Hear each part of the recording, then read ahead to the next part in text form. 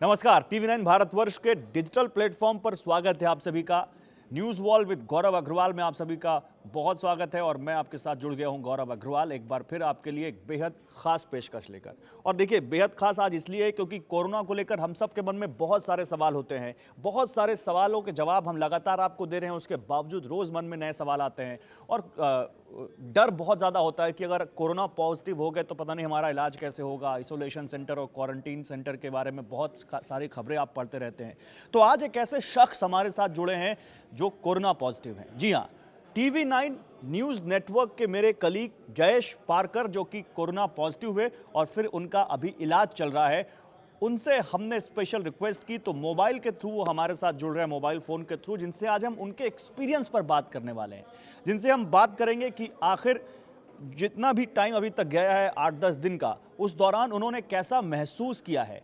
और जब आप उनसे बात करेंगे तो यकीनन आपके बहुत सारे डाउट्स क्लियर होंगे, बहुत सारी ऐसी चीज़ें आपको पता चलेंगी जो कोरोना के बारे में मिथ हैं, कोरोना के बारे में भ्रम है और हम लोग कहीं ना कहीं से उन चीज़ों को ग्रहण कर लेते हैं और फिर एक अजीब तरह की दहशत हमारे दिल में आ जाती है। तो चलिए बिना वक्त गवाए जयेश पारकर से बात करते हैं। जयेश, बहुत स्वागत है आप सभी का। सबसे पहला तो सवाल मेरा आपसे ये, केम छो? એકદમ મજામાં છું.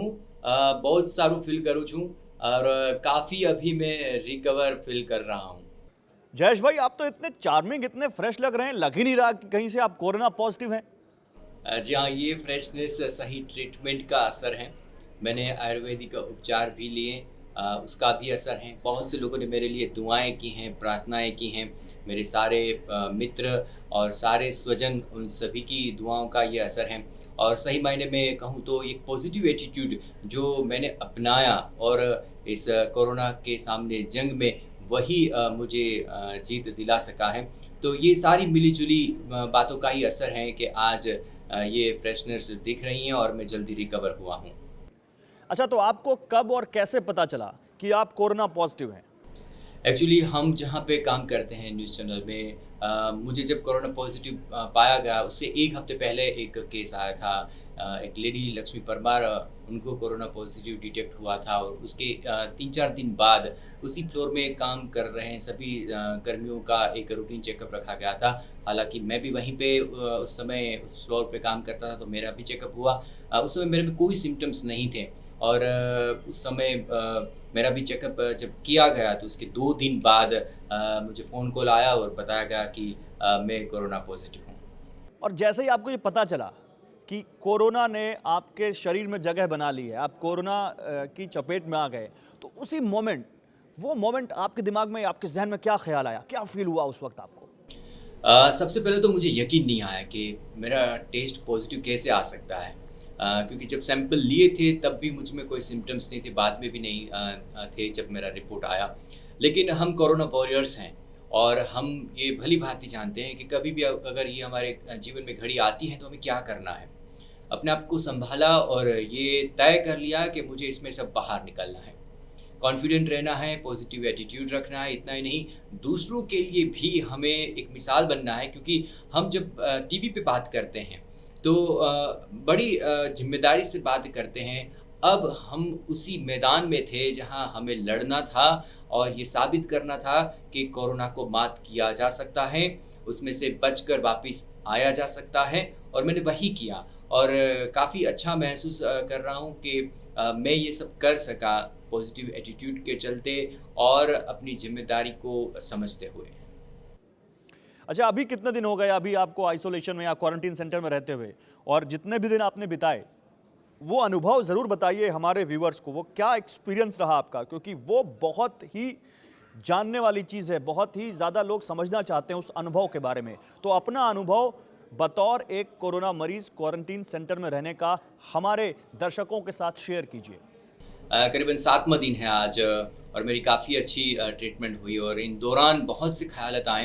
क्योंकि मैं जब घर से निकल रहा था तो सब लोग मुझे गेट वेल सून बोल रहे थे और मैं जब हॉस्पिटल आया तो यहाँ भी सारी व्यवस्थाएं देखकर मैंने ये तय कर लिया कि इसी माहौल में से मुझे एक दिन बाहर निकलना है और पूरी तरह से लड़ना है.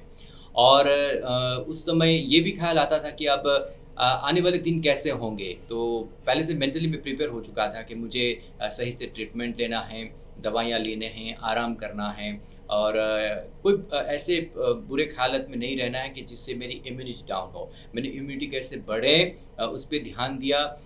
सही ट्रीटमेंट लेने के लिए डॉक्टर से हमेशा बात करता रहा। आस-पास में दूसरे जो भी लोग थे उनके भी अनुभव मैंने जाने हैं।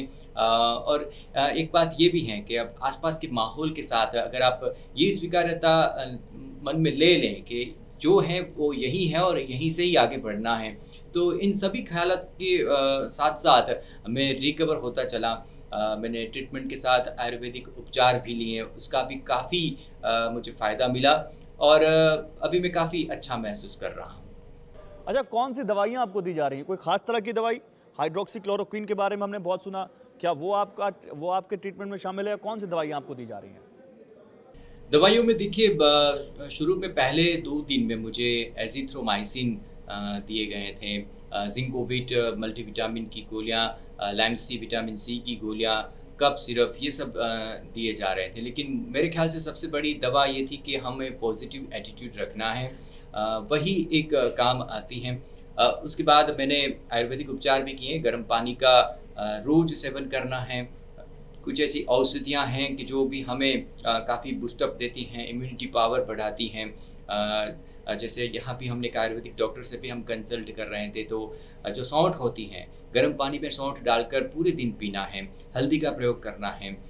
जो काढ़ा बनाया जाता है वो दिन में 2-3 बार लेना है। तो ये सब मिला-जुला असर करके ट्रीटमेंट के साथ आयुर्वेदिक उपचार भी हमने किया और वो भी काफ़ी मुझे फ़ायदेमंद हुआ और आज 7 दिनों में मैं काफ़ी रिकवर हो चुका हूँ। डेली रूटीन क्या है आपका? मतलब सुबह उठने से लेकर रात को सोने तक क्या रूटीन होता है आपका?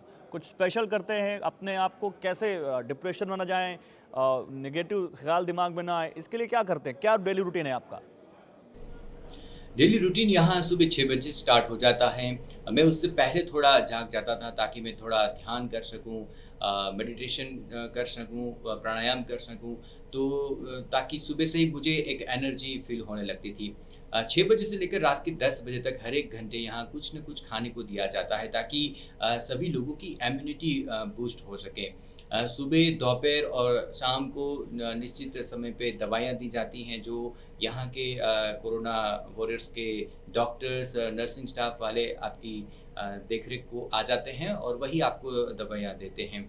आपको कब सोना है, कितना रेस्ट करना है, उसके बारे में भी वो आपको बताते रहते हैं। तो सुबह का मेरा ये मेडिटेशन वाला सेशन, दोपहर में लंच के बाद जो आराम का समय मिलता था, तो आराम करने के बाद मैं कुछ दोस्तों से थोड़ी बहुत बात भी कर लिया करता था। और जो शाम के समय मैं बुक्स भी पढ़ लिया करता था, तो काफ़ी बुक पढ़ने का भी इस दौरान मुझे मौका मिला। और रात के डिनर के बाद जो थोड़ा समय मिलता था तब बुक पढ़ना और थोड़ा परिवार के साथ बात करना और उसके बाद फिर से थोड़ा मेडिटेशन और प्राणायाम करना। तो ये सारा रूटीन मेरा रहा और पूरी तरह से मुझे इस ट्रीटमेंट में अपने आप को समय देने का सबसे ज़्यादा यहाँ मौका मिला। अच्छा, जहाँ आप रह रहे हैं, आप अहमदाबाद में हैं जैसा कि आपने बताया, तो वहाँ सुविधाएं कैसी हैं उस क्वारंटीन सेंटर में? और बहुत सारी शिकायतें हमने सुविधाओं के प्रति और बहुत सारे वीडियोस सोशल मीडिया पर देखे हैं, तो आप जहाँ रह रहे हैं वहाँ कैसी सुविधाएं आपको दी जा रही हैं? कैसा ख्याल रखा जा रहा है आपका? देखिए, आपको पता है गुजरात के अहमदाबाद में सर्वाधिक केस सामने आ रहे हैं। अभी मैं यहाँ एसवीपी हॉस्पिटल में हूँ, तो वहाँ पूरा भरा पड़ा है दर्दियों से पूरा हॉस्पिटल। सिविल हॉस्पिटल भी पैक होता जा रहा है। कुछ प्राइवेट हॉस्पिटल्स हैं, वहाँ भी दर्दियों की संख्या ज़्यादा है। हालात ये भी हैं कि लोगों को घर में ही अब तो ट्रीटमेंट देना शुरू किया जा चुका है और आगे के दिनों में भी अगर केस इस तरह बढ़ते रहें तो हालात और बिगड़ सकते हैं। सुविधाएँ हैं, लेकिन उसके सामने जो दर्दी हैं, उनकी संख्या काफ़ी बढ़ रही हैं। तो इस दौरान लोगों को भी ये समझना होगा कि जैसे सर्दी जुकाम के साथ हमने जीना सीख लिया, इस तरह से कोरोना के साथ भी हमें जीना सीख लेना होगा। आदतें बदल लेनी होंगी, तभी इसमें से हम बाहर निकल पाएँगे। और जहाँ तक मिस करने की बात है, तो डेफ़िनेटली अपने परिवार को मिस किया, अपने काम को मिस किया, अपने फ्रेंड्स को मिस किया और इतना ही नहीं, ये जो हालात हैं, ये हालत के बारे में कभी हमने सोचा भी नहीं था कि ऐसा भी कभी हमारे साथ हो सकता है। लेकिन फिर भी हम लड़ते रहेंगे और ये भी आशा बरकरार है कि फिर एक बार हम खुली हवा में घूम सकेंगे, सबसे मिल-जुल सकेंगे। लेकिन उसके लिए ज़रूरी है कि हमें ज़्यादा सतर्क रहना होगा, तभी इस महामारी पे हम मात दे पाएंगे। चलिए जयेश भाई, बड़ी हिम्मत है आप में, और जिस तरह से आप जवाब दे रहे हैं हंसते हंसते, बहुत अच्छा लग रहा है आपको देखकर। और उम्मीद करते हैं जल्दी आपकी फाइनल रिपोर्ट नेगेटिव आए और जल्दी आप हम लोगों के साथ फिर से आए, काम करें। लेकिन जयेश भाई, जाते जाते दर्शकों से कुछ कहना चाहते हैं इस बीमारी के बारे में, क्योंकि आपके इस अनुभव को सुनकर वाकई बहुत लोगों को बहुत कुछ जानने को मिलेगा। जी बिल्कुल, एक बात मैं ज़रूर करना चाहूँगा कि कोरोना नहीं मारता, उतना उसका डर मार रहा है लोगों को। अगर 100% में 2% मरने की शक्यता है तो 98% जीता जा सकता है, उस पे हमें फोकस करना चाहिए। अफवाहों से दूर रहना चाहिए। इतना ही आपका जो भी स्थानीय तंत्र है, जो भी गाइडलाइन देता है उसको फॉलो करें, घर में रहें। और उस दौरान भी अगर आप संक्रमित हो जाते हैं तो डरने की ज़रूरत नहीं है, ट्रीटमेंट से इसमें बाहर निकला जा सकता है।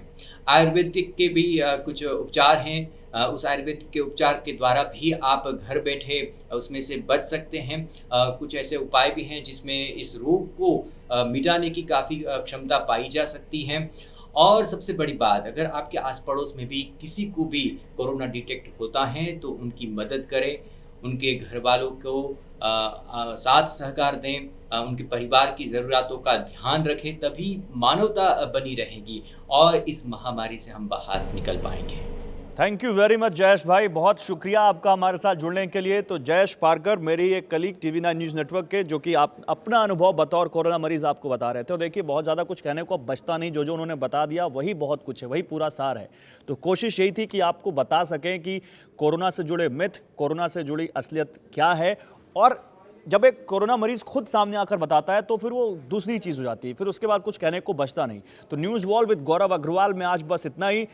फिर आपके सामने आऊँगा, आपके साथ जुड़ूंगा, फिर आपके लिए कुछ नया लेकर आऊँगा। तब तक ले दीजिए इजाज़त, नमस्कार।